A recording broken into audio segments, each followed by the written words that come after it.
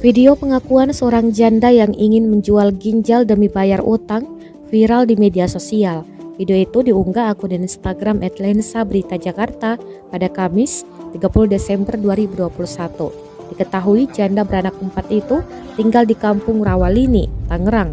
Derita sang janda bermula saat suaminya meninggal dunia.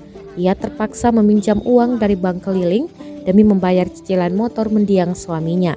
Berbagai upaya pun telah ia lakukan demi membayar lunas utang tersebut, mulai dari berjualan di warung hingga bekerja serabutan. Namun 5 tahun berjuang dengan bekerja keras, utang janda tersebut tak juga lunas. Total utang yang dia miliki mencapai 60 juta rupiah. Oleh sebab itu, menjual ginjal ia anggap sebagai solusi terakhir untuk membayar utang tersebut. Pinjam emasnya ini teteh. Anak saya kemarin 2 juta kan emang harus dibayar gimana pun juga. Harus cari solusi kan.